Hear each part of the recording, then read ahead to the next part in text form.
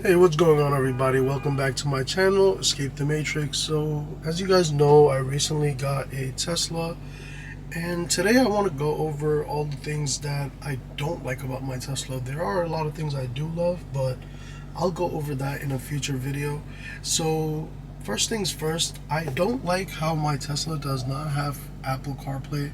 Although the navigation system on this is actually really good and it works really well, I would like to have Apple CarPlay or Android Auto just so I can link my other apps like Waze and things like that. Even though this navigation is very good, it does not include things like speeding cameras and red light cameras and things like that. So I have to be more aware rather than just relying on Waze to tell me or even Google Maps to tell me.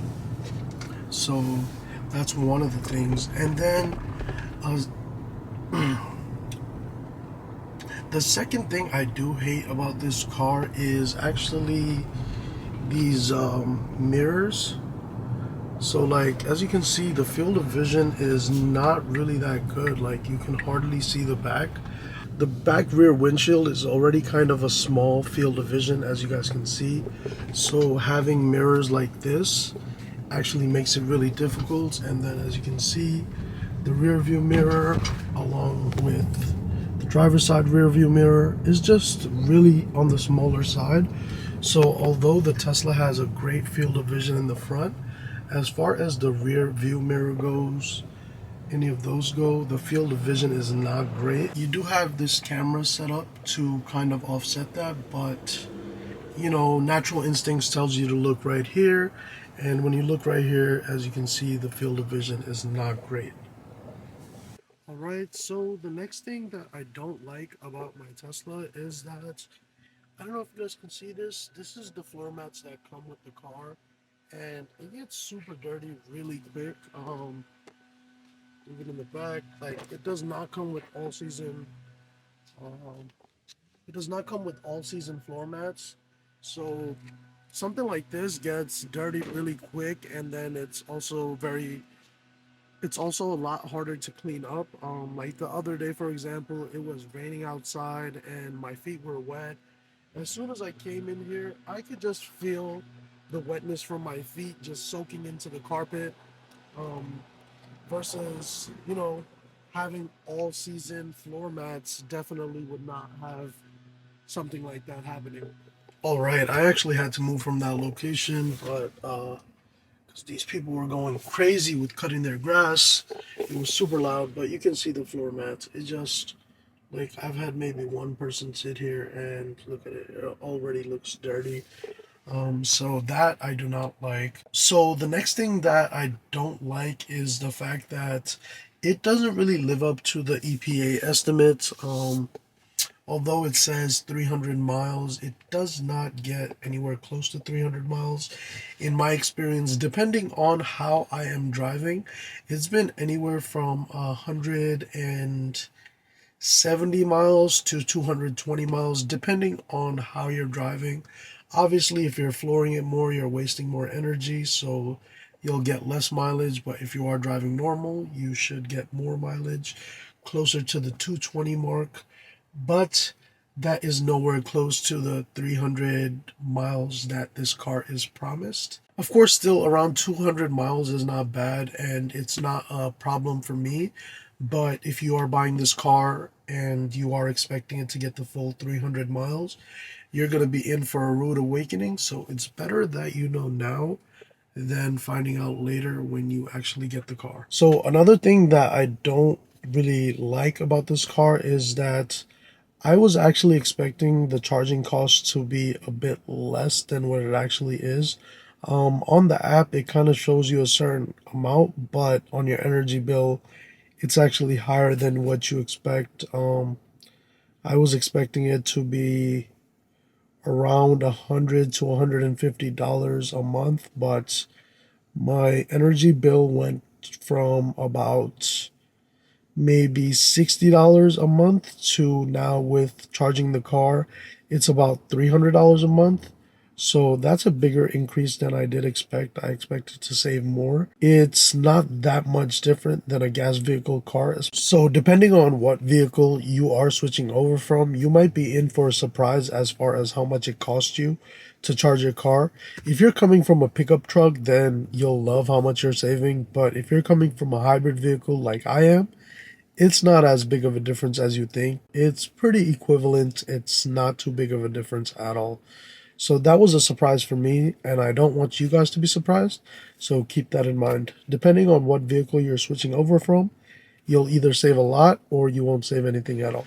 The next thing that I don't really love about my Tesla is that although going up is a power frunk, and it stays up, you don't need to put anything here to keep it up. The real issue comes from when you are closing it. You see, like, it's not a power close, so you do have to like kind of, and you have to always make sure to push from the middle so it closes properly like how it does. But I would have really loved for it to have a power front and not having to actually push it down with my hands every single time. So the next thing that I don't like is the door handles. It's not that I don't like the door handles because I've gotten used to it and it's pretty easy for me to open.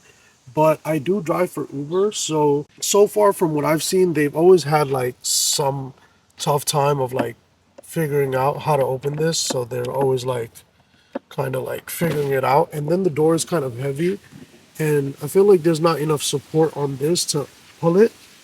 But the positive thing about this is I remember in my old car, I would always have scratches in the back part right here. And I don't get that on this vehicle, but it is kind of a pain for people who are not used to it. I do wish they introduced something like the Model S and the Model X, where the handles kind of come out by themselves as soon as they detect someone nearby. I don't need the Model S and Model Y handles. I would just like this to just go as soon as someone comes up, and then they could just grab it. And then, yeah, it does not have that, and I really wish that it did. So another thing that I dislike is actually that the back windows, when you put them down, they don't go down fully. They always stay open like this amount. This is the max that the window will go down.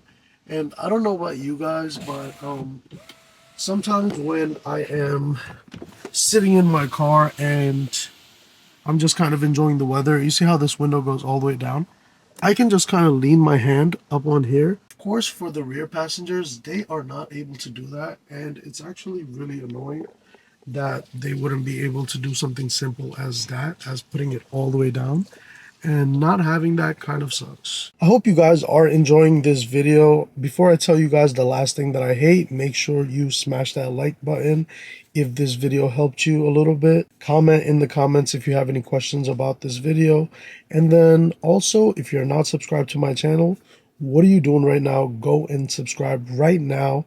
Hit that notification bell so you're notified every time I post a video. And without further ado, the last thing that I happen to hate about this car is that, man, is the suspension bumpy. Maybe the long range version is better. My one is a Model Y Performance, and it's a bit bumpy to say the least. Like, you feel every single bump on the road. I'm like constantly dodging potholes and bumps on the road because I don't want to feel that vibration. All right, so that's about everything I hate on the. Alright everyone, my camera did end up dying, so I am continuing recording on my iPhone. I'm sorry if the quality drops off, but that's pretty much all I had anyways. I do hope you guys enjoyed this video. If you guys did, make sure you smash that thumbs up button. Make sure you're subscribed to my channel. Make sure you have the notifications on so you're notified every time I post a video.